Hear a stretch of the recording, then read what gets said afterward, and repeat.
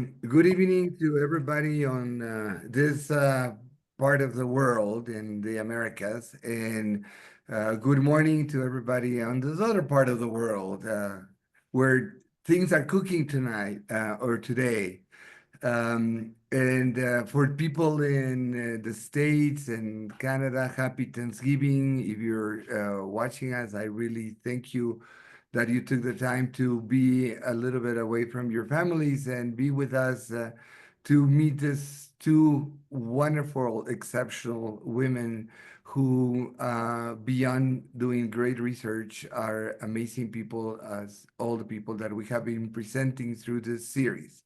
So it is my very deep honor to first introduce Kaur.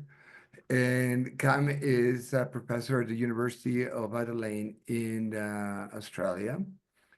And she works with Indigenous knowledge and education. Her most important part of work, I think, from looking or summarizing her biography, will be the development of virtual reality storytelling. So this is the second person we have that is using cutting edge technology to bring out Indigenous knowledge for the sake of not only distributing that knowledge among Indigenous people, but also sharing with the rest of the world. But to me, the most important part of this is that we are finally getting to put Indigenous knowledge into the repository that will remain through time. Once we put it up there and we use these technologies, we're actually putting this through time. Now, I know Welyne Jeffrey, it's going to kill me because she's asking me to pronounce her name adequately, but Willie, besides being this amazing researcher, has been doing something that I find kind of like this common thread among people in our group, which is being the first at. And she's been the spearheaded, headed of the Center of Malaya Indigenous Studies. So basically, this means that she created this and started moving it along. And now she serves as coordinator of the Masters in Human Development program at the University of Malaya.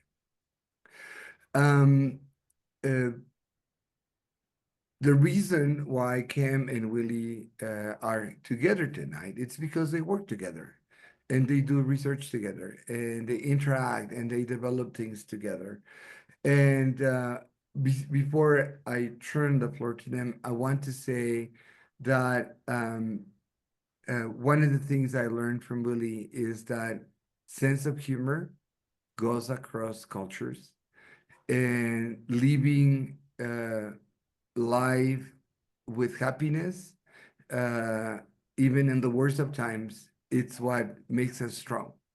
So it doesn't matter what is wrong in our personal level, but if we can bring joy to people and be happy for the rest of people around us, and that's what you represent to me. So thank you for sharing your happiness and your joy and at every moment, and being this amazing person.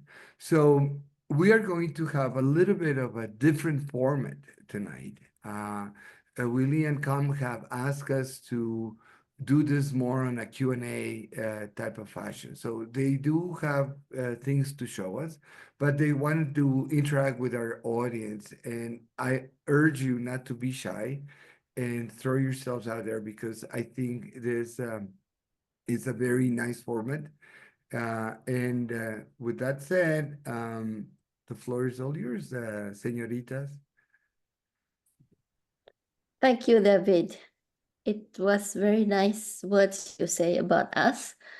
And good morning, everybody. Good afternoon, good night, wherever you are. Here in Kuching, Sarawak, my hometown, it's 9:07. Okay. At first, we would like to speak about decolonization in actions, but after a few conversations over the past months, Cam and I decided to say attempt decolonization in actions, and we do not want to conquer the whole discussions. That's the reason why we call it a dialogue. So it's a very different format than the last 7 presentations. Because it does say roots and bridges. So we would like to bridge everybody in and engage everybody in the conversations. Next slide. Okay, so I'm going to stay on this slide for the next many minutes because all what I'm going to say is related to have power or not to have power. So now let us speak about coloniality, different level of coloniality, different level of embracing coloniality, and different level of questioning coloniality. So the questions will comes in the next few slides. However, I would like to start with to bring us back to the debate on reimagining indigenous knowledge and also knowing differently. And I think it is now more than 25 years since Linda Tuhiwai Smith shook up the social science world and laid down a marker for new approaches to the understanding of research on and by indigenous people. I will explain to you later why I have to bring this up, because yesterday when I was thinking about this topic, I said, oh, there is one person that we forgot to mention. Very impeccable work by Linda Tuhiwai Smith. So she called for nothing less than the decolonizing of methodologies. And I think most of us here today, or even in the APRU networking, we have been trying to do this. We have been trying to decolonize this, decolonize that. We talk about decolonization, but how are we supposed to do it? How are we supposed to know that we have done with decolonizations? Is it work in progress? Are we even eligible to do it? Are we even able to do it? And did we do it appropriately? Because it is going to impact our next younger generation, especially when we try to talk about decolonizations in our classroom, in our research. Okay, so what this means is a critical challenge to the dispositions of power that had their origins in the imperial and also colonial project, and that continue to shape, to a greater or lesser extent, the character of post-colonial societies. So on what grounds has a dominant Eurocentric social scientific discourse assume authority for its conceptual toolkit and understanding? Okay, this is a very big question, which I do not think that we have answered this even in our vast, great research. Yeah. So Smith basically confronts the Western paradigm of research and history because it is mostly about power. So that's the reason why I put on the slide, to have power or not to have power. So it is basically the story of the powerful and how they become powerful, and then how they use their power to keep them in positions in which they can continue to dominate others. That's what she said in page 34 of her book. So in the development discourse, for example, so what this has meant is that indigenous people have been defined as the problem. Okay, it is an experience that most of us have to live with day by day in our work at the university, in our research. So including myself. So that's the reason why I raised this thing up. I think it's a good thing to get APRU attention to all these challenges. And also, all too often, we are dismissed in mainstream development as being irrational or even primitive, or else as helpless victims. In either case, indigenous knowledge was sidelined, with development practitioners blind to local knowledge issues. So in order to escape this impasse, as well as the misappropriation of indigenous knowledge, Smith, again, she proposes a radical new epistemology, nothing less than research being about centering our indigenous concerns and also worldviews, and then coming to know and understand theory and research from our own perspective and for our own purposes. Because as it is now, we are basically looking at our issues from the colonial theories and also framework. And when we would like to use our own grounded theory that we collected from the ground, some journals say you have to refer to these theories, to that approaches, because yours is not validated, you know? So it is a challenge for Indigenous academic in publications, yeah?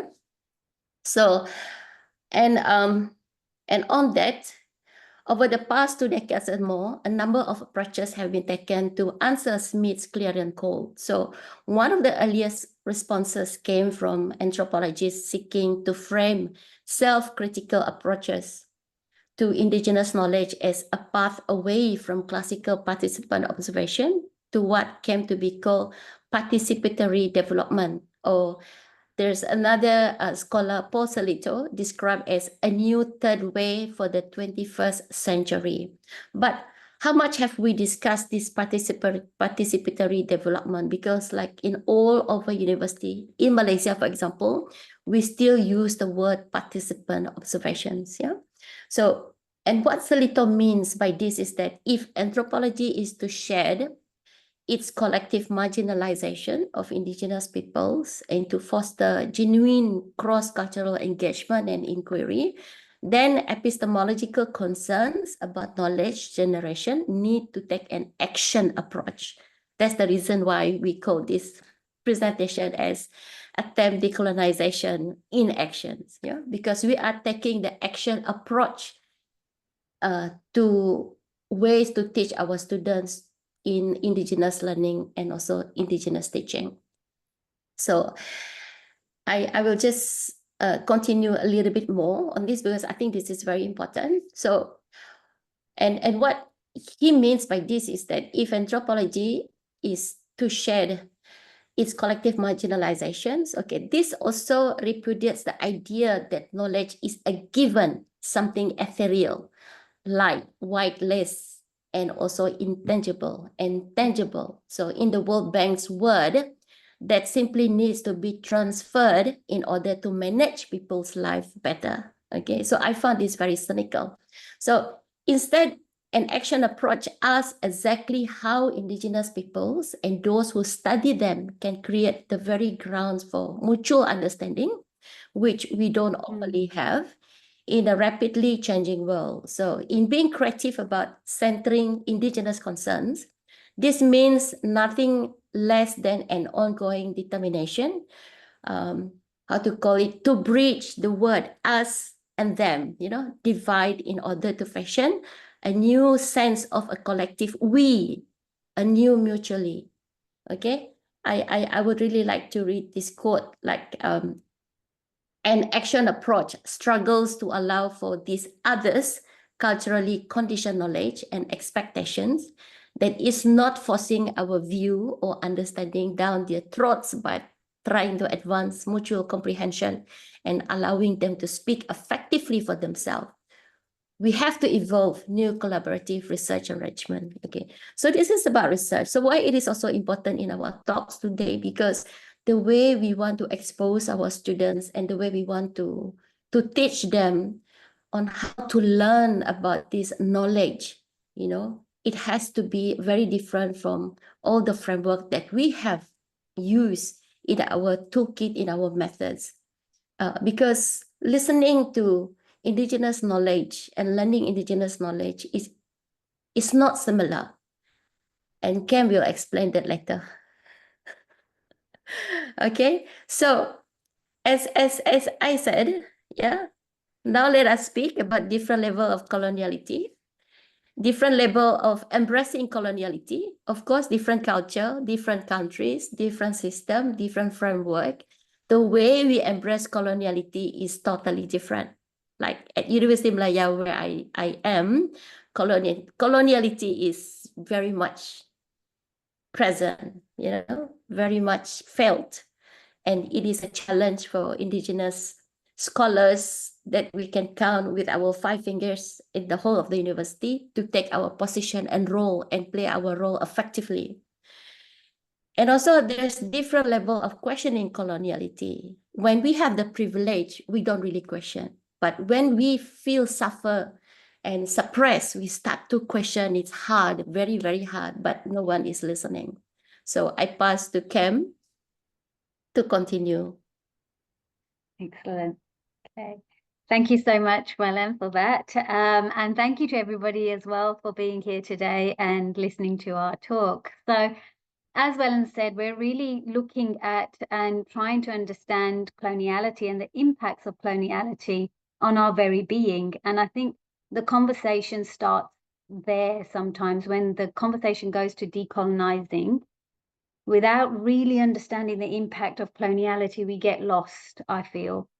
And therefore, the question becomes, well, how is coloniality really shaping us? And there was this quote that I found by Antonio, and it was fantastic. And it was, language has always been the perfect instrument of empire. And I was talking to Welyne earlier, and I was just saying, isn't it interesting that the dominant language through which we speak and understand everyone, which is great on one level, but on another level, it does pose problems, is that the English language that we use to understand everybody. But at the same time, that's the instrument that continues to still shape our thinking, right? Our very being, the way that our minds construct themselves and behave within the world that we know. So we're still using the dominant language of the empire to basically understand how we go about decolonizing, right? So that's where coloniality or understanding coloniality is key for us to be able to say, well, decolonizing is actually another game altogether. And to reach there, we've probably got many steps to do. So how do we do that? So coming back to it, language, having this universal language to a certain extent is good because we need to communicate, we need to, and this is where we get our voices. So this organization, APRU, for instance, is amazing. We can all come from different parts of the world, speaking a similar language to raise concerns. But at the same time, it's almost like a double-edged sword. How do we also break out of that and then reinforce language of First Nation peoples within the education system and say that actually learning through the language in itself is that moment of us breaking the modes of learning through empire, right? And I know that is a challenge, but how do we do that? So I wanted to share with you something that we've been doing, and this is something that I've been grappling with as a educator in the Indigenous Knowledges field at the university. Like, how do I do unique, work that actually talks to students from within the language of the First Nations people? How do I do that where students can actually connect to their concepts that are through their language, but also then create meaning and knowledge through that?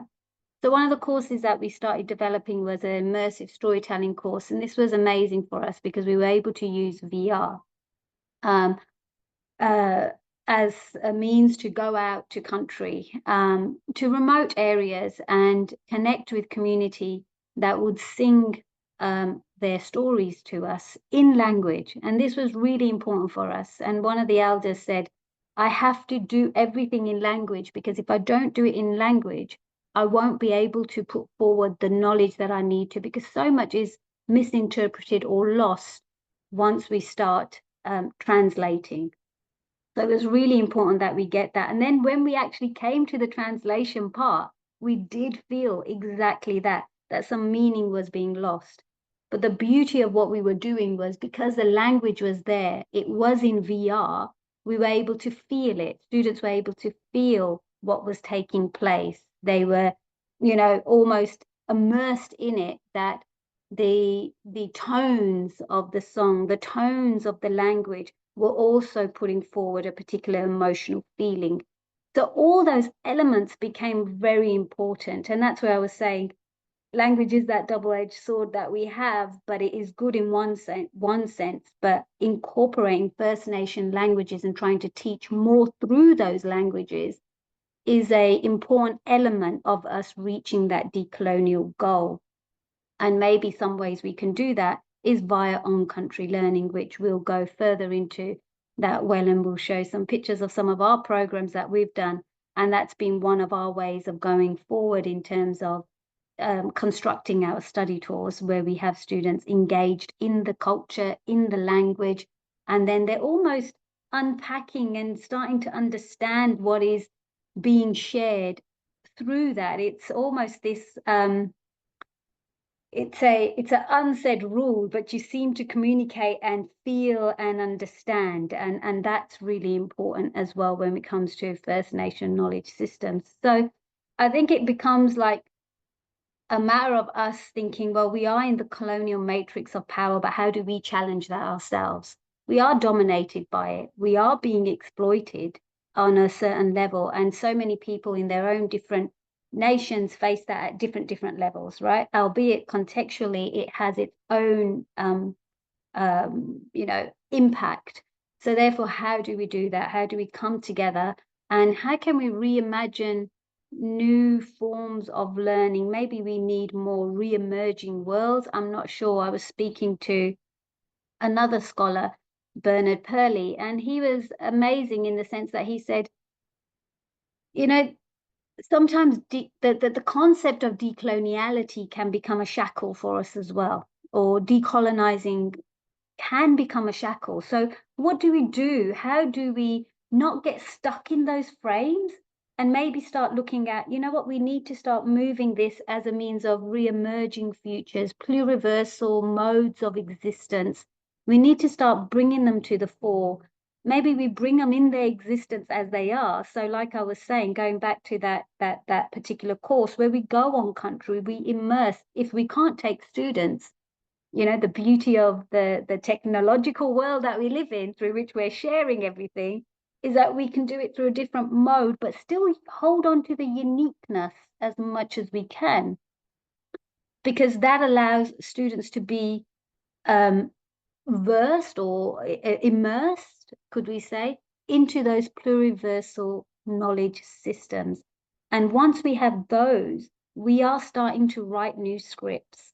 New dramas are starting to emerge in which students are being engaged themselves. And I think it's always at that level that the moment of questioning comes. So rather than being, burdened with, okay, we want to decolonize, and that's where we need to be, I think there's so much more that we need to do. And maybe one of those is, as we were just saying, just challenging, understanding the role of coloniality on our minds. Now, I'll take a personal story, and this is where we were saying we wanted our Q&A. Now, being a British South Asian myself, with my indigeneity based in India, I kind of find myself always grappling with this. I've been brought up in a Western world, and my knowledge systems are constructed via that. But I have my cultural world and my language that is there. And I'm always kind of, well, how do I merge and how do I bring my knowledge systems to the forefront that are still, what can I say, unique to culture? And there was one thing that my grandma used to always say to us, and I, as a child growing up as a British South Asian, it was always quite, oh, Gran, why are you saying this? We are here. We would come out with all these excuses, right? And one of the things she'd always say is, do not speak English in the house. Speak your language. And she'd shout at my dad saying, speak Indian with the children, because if you don't speak Indian with them, they will lose their culture. They will lose it. And as I've grown older, it's become ever more important to understand how language is so important for us in terms of understanding our knowledge systems from country. And that's become my kind of research agenda, where I kind of want to be able to immerse language in as and where I can, because concepts are formulated from within the language that only the language system can tell you what they mean, how they should be behaved or performed. And on another research project that I've been working with Uncle Lewis O'Brien, a Ghana man in Adelaide, in Australia, it's become exactly that. And we were discussing how the English language does not comprehend or cannot sometimes put forward concepts in Ghana language. And I'm only talking about Ghana language here for Adelaide. So the Adelaide Plains, the community, the Aboriginal and Torres Strait Islander community there is the Ghana community. And Uncle Lewis, one of the elders there, was saying that in their language, the grammar is based on duality. There isn't this singularity mode. And so it's almost in those elements you start thinking, okay, now this is telling me how they see the world. They see the world through a different conceptual lens that is in self grounded in language. So coming back to that, that's so important. And that's where, for us, it became, okay, we need to now, and this is where me and Welyne were having all these conversations. Actually, we're attempting decolonizing. Rather than decolonizing, we are in the attempt to do it. And maybe the best way for us to go about that is exactly what we're doing here, is sharing thoughts, is having this platform to be able to learn from each other. What are you doing there? What are you doing there? How is this about us creating pluriversal modes of knowledge systems that we can then use this or use this in this purpose, and this becomes useful, rather than kind of sticking to one particular dominant mode, which we have had because of power structures and coloniality. But maybe one way of challenging coloniality is to actually start with thinking about pluriversal modes of existence or knowledge systems.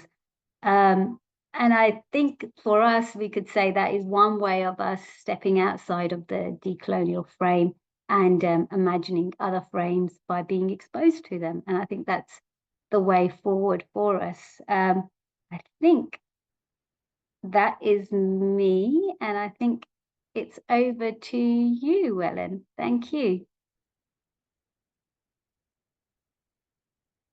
Welyne, you're muted. Okay, thank you. I think this slide is for both of us. So you can just jump in whenever you feel that you need to interrupt me. Yes. Okay, because this is going to be about our project that we have been working for the past 2 years. Not for the past 2 years, I think for the past 5 years since before COVID. Yeah. Yes, 5 years. Okay, but before I dive into it, I would just like to ask the questions then. What is the kind of indigenous knowledge that we would like to highlight within this coloniality framework? So there is also another questions, because some of us might not be as privileged as any other universities. Like for my university or all of the public universities in Malaysia, for example, except the one in East Malaysia, they do have Borneo Institute Studies or Dayak Institute Studies, but in West Malaysia, we do not have even an indigenous studies at the moment. Okay, since Center for Malaysian Indigenous Studies has been closed, not closed, deactivated. I can't say deactivated as well, because it is there, it is running, but nothing is going on since I've been forced to leave. So it is always about the questions: how much of this knowledge can we pass to our students, and how do we do that?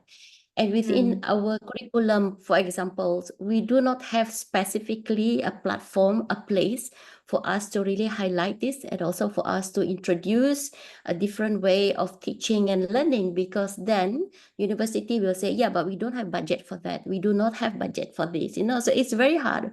So at least on campsite, not campsite, on camp side, she has the allocation from the university where she can bring students, to the country. But for myself, I really have to find sponsors from corporates or agencies or NGO in order to bring out my students.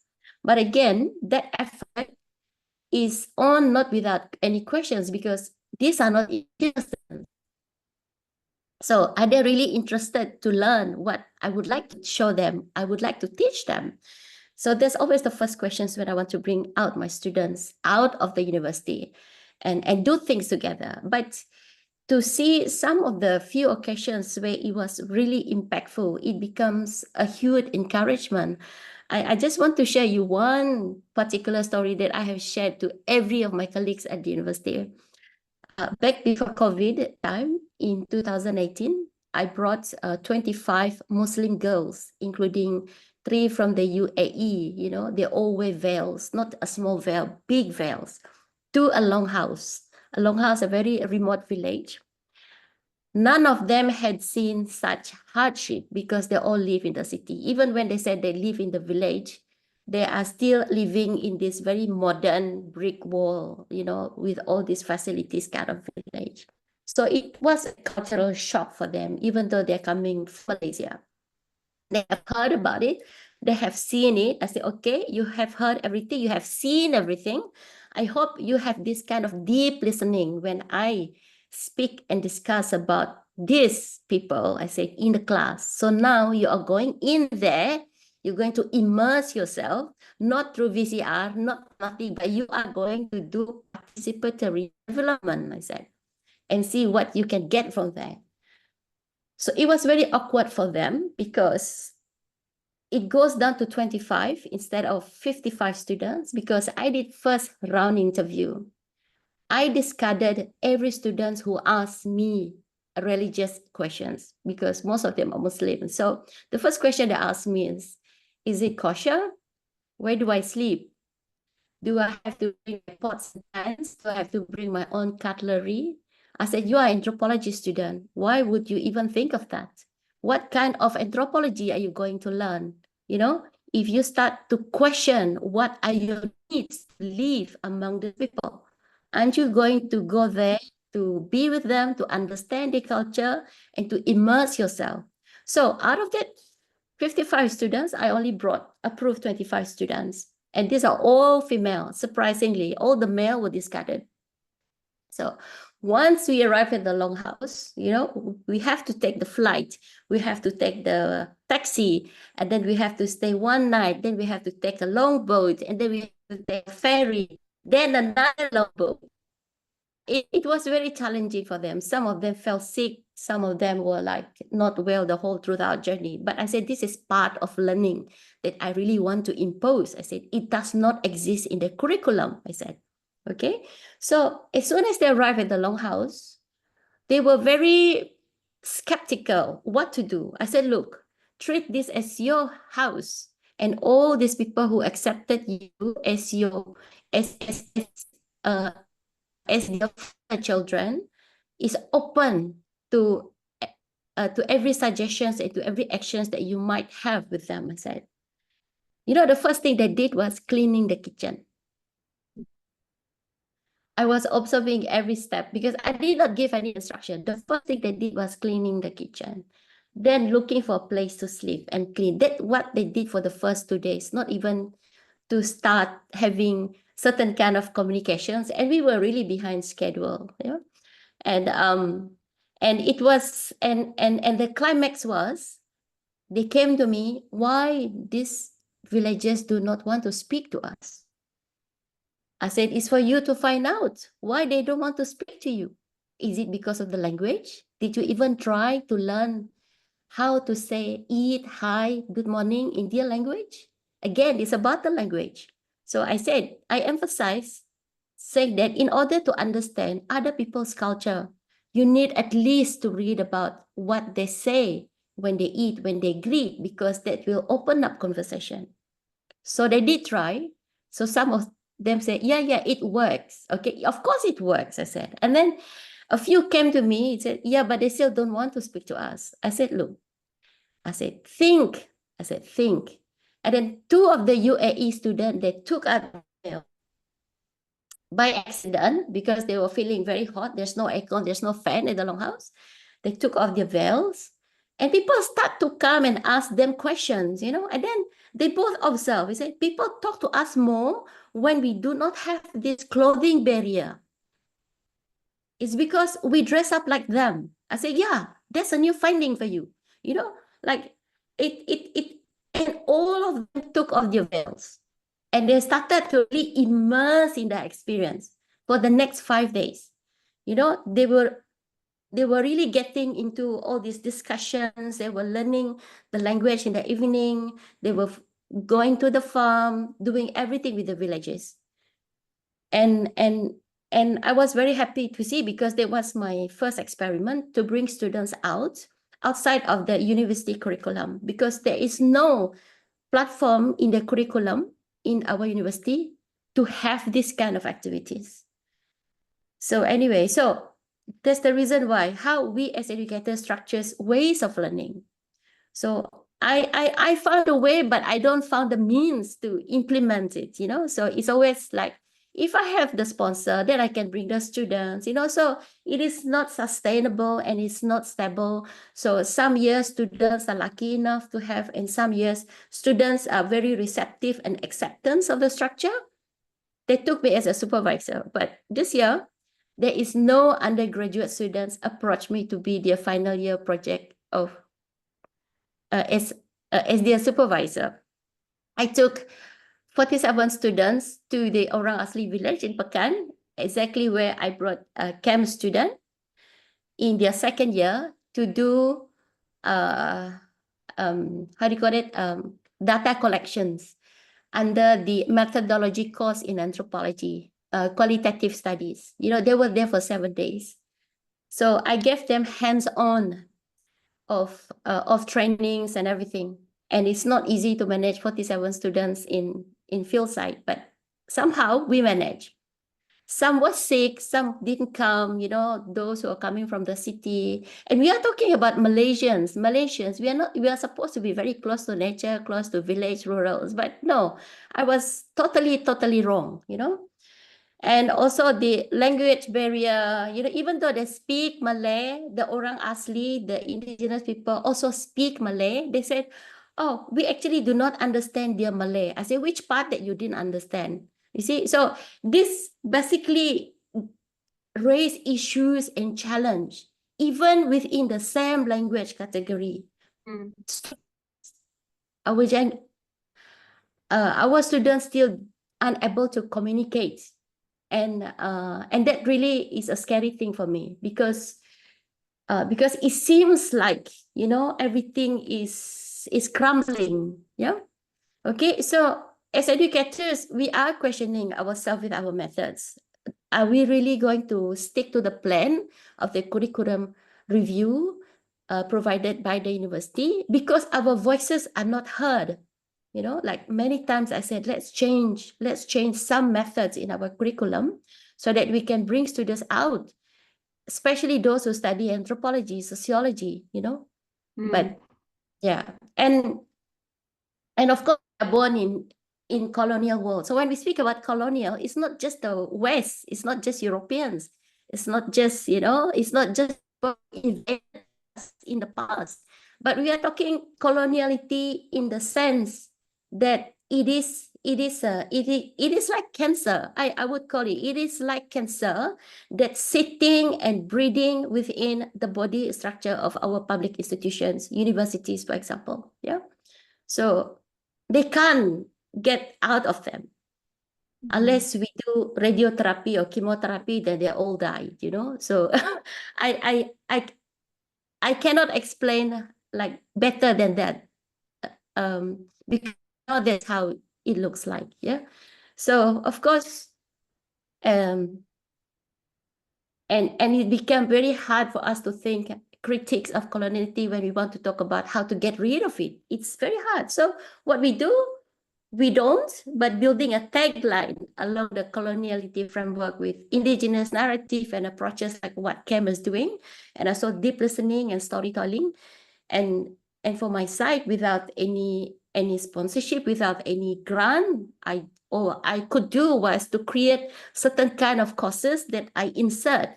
And in fact, one of the courses that I created, it was after discussions with Kam on her course. So I called mine Indigenous Knowledge and Scholarship. So there's a lot of indigenous elements and also other speakers that I can bring in, which is something very new to the students, you know, because it does not exist in the course themes and everything. So other lecturers always wait for them to have money to pay speakers to come in. I don't wait. It's based on I help you, you help me. Like me and Kem, I help her even though she asked me to claim for the money that she wants to give me. I said, no, I want you to owe me so that you come to my class and teach in my class, you know? So she's teaching in my class next year. I have not given her the date. So this kind of collaboration is very sweet and smooth because we don't have to deal with bureaucratic, again, within the coloniality framework, you know? Okay, so now let us just look at what we have done briefly. Okay, next slide. Okay, so these are the empirical actions that we are experimenting thanks to New Colombo Plan and thanks to Kem, who approached me in 2019 before we went for COVID. So we have the hands-on classroom on country for the past 2 years. One, the bottom was the one that we did in Kuching, Sarawak, November 2022, and the upper one was in Pekan, Pahang, January 2024. 2 different states, one in the east and one in the west. And the guy in the necktie is our dean. So he's always present. He's always very supportive, but he can't see the importance of this program. So I become very agitated. You know, even talking now, I'm very agitated. Next slide. Just quickly to mention on that. So with our program that we run here in the University of Adelaide, the New Colombo Plan that we applied for, and then we get the opportunity to take some students out, we always have a cultural leader that goes with us. So there's a Ghana cultural leader standing there right in front next to Welyne in the bottom picture, and that's Uncle Rod O'Brien. So just wanted to mention he's always there, and he guides us at the same time and tells us, well, you know what, this is what we would say is culturally acceptable. You're applying the cultural protocols, how you are doing that. And another thing, when it comes to coloniality, for my own work, it's always about kind of making sure that within these systems that we're working within, we have elders that are guiding us, are telling us, well, this is the actual protocol to use, and how can we then use that protocol within the system that we're in. So it is really about just being very creative and imaginative and getting a chance to get those knowledges onto the platform. So whether we do that through an embodied means or through another means, it's one way of thinking about how we can be imaginative. Okay, thank you. Okay. Okay, so in 2022, we actually brought the students to have communications with the East and the West, no, the West and the East. So this is the sessions where the students were having some fun doing some headgear from Padanus leaf with the Mahmari community. And Mahmari community are the Orang Asli community that has been suppressed by palm oil. So they basically have their land being palm oil and they are living among the palm oil. And the hardship in getting all this traditional craft going is very visible because there is no longer any accessible to any natural resources. And all they could do is planting their own pandanus leaf and making headgear and making craft out of it. And they're trying to retain their traditional culture as much as possible. Although that they did not perform with their costumes and everything, but they were performing songs with violins and everything, all in all of that time that we were weaving. Yeah. Okay. Next. Next, Cam. Okay, and this one is, it was in Sarawak. We have a lot more to talk about actually because it was fun 2 weeks. We took the students to the forest because Australian forest is not the same as the tropical rainforest here. And it also says something about the students, you know, like they are feeling very foreign in a foreign country, which is not their own, but some of them are very willing to learn. Some of them just give up. And it's a kind of things that we discuss in that evaluation, thinking that what is happening to our younger generations? Don't they be adventurous enough to even try? You know, some of them didn't even follow us to the locations to cross the bamboo bridge and all this kind of thing. So here, it was like silently, I was trying to show to the students that bamboo have many different types and there are many uses for bamboo. There's for constructions and there's also bamboo for cooking, because I have like 5 different type of bamboos behind my house. So they don't really have to go everywhere. But in this particular aspect, you can see that we only have boys who were helping to cook chicken in bamboo. And the girls were very invisible here because they did not participate. So it's just fortunate that we have 2 boys in this group at a time. Yeah. Yeah. Okay, next. Okay, so this is the places that we were talking about. So this is the only people who actually managed to do the walk. And here also they can see that bamboo is for constructions, for platforms. They have experienced the boat. Some of them could not even get out from the boat, for example. So it says something about their activeness, or being proactive or not proactive. Yeah. Okay. Next. Okay, but Cam was strong. She was everywhere, all the way. Yeah. Okay. And then we have shared a little bit of the culture. So we went to a cultural village. It is not very ideal for learning, but it is a good exposure because we have such a short time. So they could learn about all the 18 different ethnic groups in one place, and participating. And also looking at the traditional weaving, which is not available in any other place. So I have my PhD students in blue that actually explaining what it is. So there is also like a kind of intermingling with the locals and explaining about your craft. Okay, next. Okay, so now this one was just this year in January. It was in the Orang Asli village. Orang Asli is actually the legal name which is constitutionalized for the indigenous people in West Malaysia. So we don't use the word Orang Asli for East Malaysians, yeah, because we are not categorized as Orang Asli. So there is also something that I would like to highlight, because whatever we learn is within that coloniality framework. Yeah, okay, in the sense that the Orang Asli has its own different law, which is called Act 134, which has been established in 1955. It's a kind of protectionism. And I could not bring the students to the village because they did not approve the permit to enter the village. I felt very disgusting about this, because I explained to them they are not coming to do research. They come to communicate, to mingle with the people because they want to learn about the life. But the welfare department rejected my applications. So again, it is a challenge, They treat indigenous people like they are people in the zoo that you need to buy tickets and to watch, yeah, to talk. So here we brought out a few of the indigenous people, Orang Asli. They are called Jakun tribe. I still use tribe for them because that's how they would like to be recognized. So they were just learning to weave the APRU by the beach, and it was nice. At least they did get to do something. Next.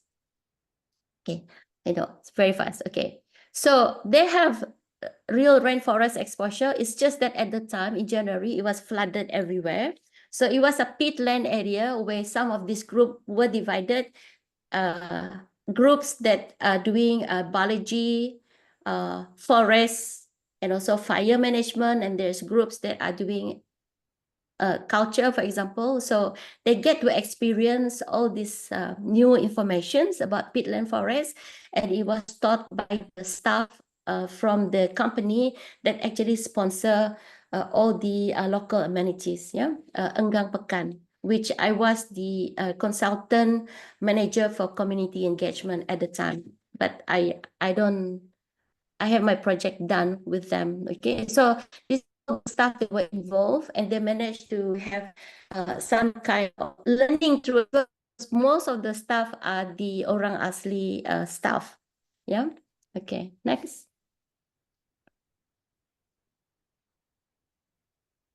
They also get to experience some of the costume, Malay costume, because it was in conjunction of International Wet Peatland Day 2024. And we had a grand closure actually by the Crown Prince. He attended and closed the ceremony. So they had a chance to photograph with the Crown Prince, I think, but I don't think I was there. Okay, so this is the whole group that were there. Also, again, with the indigenous people from the place, I saw that the students were communicating with them, asking them questions. You know, it's something we would like to encourage, because us as educators, we can only provide the platform, but the content is just limited for us to give them the need to go there and fly, you know, and ask questions. Okay, next. Oh, thank you. That's the last one. Okay. Yeah. So these are the superpower hero that make this happen. Uncle Rob and Cam, and I'm the facilitator here. And I hope this program will continue, because, and I do hope there's collaborations from other universities within APRU as well, because I think it is very, very interesting. Now I'm getting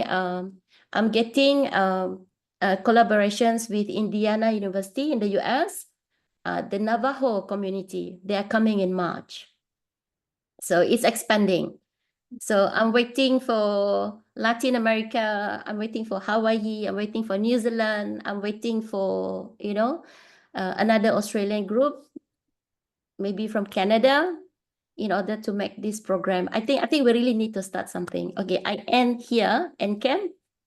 Yeah, no, I think I just wanted to add just on the last thing that these programs have been really good for us, in the sense that students really felt that being in an unfamiliar space was really good for them. They could then start familiarizing themselves in that space. And especially with my 2024 cohort, they really felt it. They felt an absolute change from the feedback that we got from them.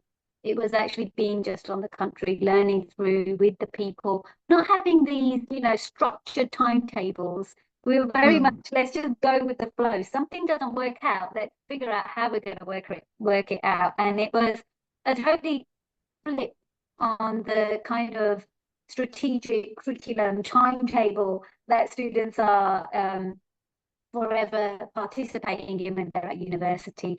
So I think that was one element of what made this particular study tour very successful, and it was amazing. And I think that's our vision, to continually be able to make more programs like this that are on country, that really unfamiliarize students with their familiar surroundings wherever possible, to get those pluriversal knowledge systems into the play.